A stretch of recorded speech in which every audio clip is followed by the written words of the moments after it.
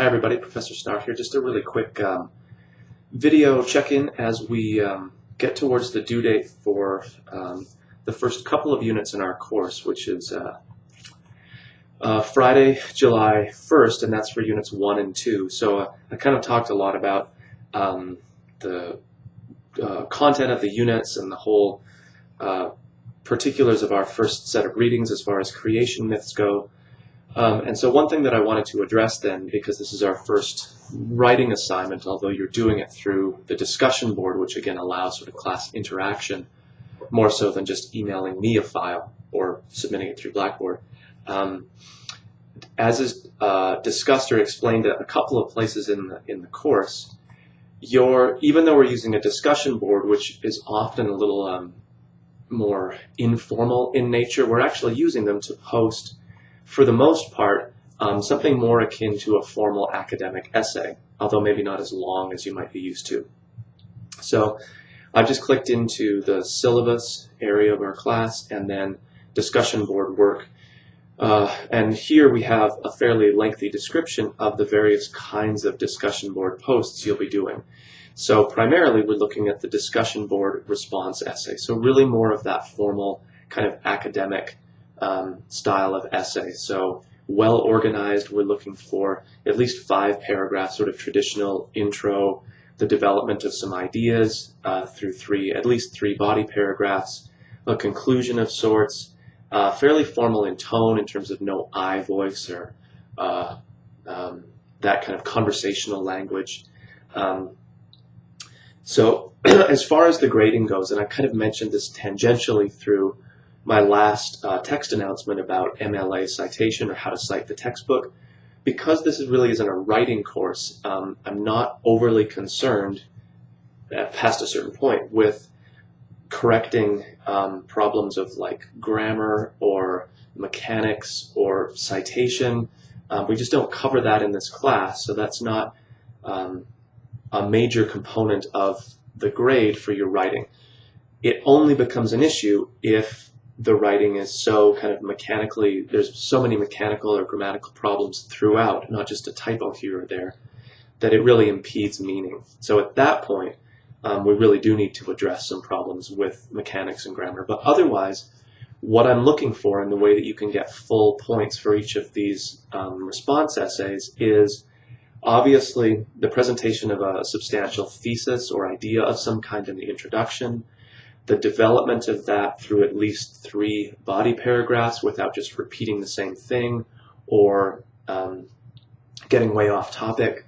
So kind of overall unity. So we have thesis, overall unity, and maybe most crucial, because these essays are my way of seeing how you're engaging with the readings, maybe the most crucial component to get full points for them is that each body paragraph should have direct quotation from the reading or readings that you're addressing for that particular response question. And you probably want to name the readings or authors or works that you're discussing in your intro. Again, develop these in well-organized paragraphs, direct quotation, and then the conclusion just sort of wraps things up. So I don't spend a lot of time, and you won't get feedback on mechanics, grammar, even issues of sort of style. Hopefully all of that is going to be in place already, and we're really looking more for the presentation of a good idea, the development of that idea, the organization of details kind of related to that more general thesis, and then again the inclusion of direct quotation. So in some ways getting full points for the essays is relatively easy as long as you're paying attention to these basic components. And then, of course, your response to other people's more formal essays, your response can be much less formal, so the I voice, because it's really your reaction or your kind of commentary. And again, we're looking for sort of positive feedback that people can get. So if you can comment that you hadn't thought about that particular idea, or you wrote about the same work but in a different way, just sort of giving people something more to think about. You don't want to get in and you can certainly challenge people's ideas because we're open to multiple interpretations, but again, you don't need to comment on style or mechanics, grammar, or some person's complete misreading of the text.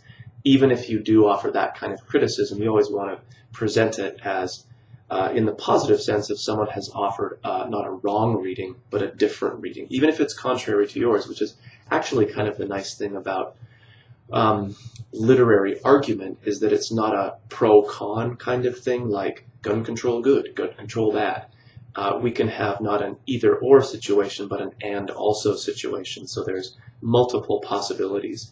Even if they're contrary, you can make arguments in some cases for a character being having, good motivations or bad motivations. There might be evidence in a text for both of those, and it's just the way that you compile the evidence or your kind of fundamental reading of a situation like that.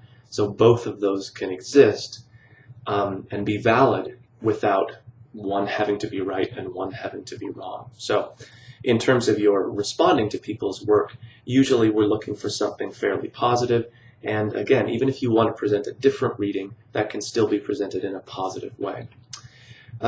Okay, so there's some things to focus on as far as the first discussion board response essay goes. Obviously, your response to or reply to somebody's response isn't going to be as long or fully developed, but you're still looking for a pretty substantial paragraph, not just a, hey, that was great kind of a thing.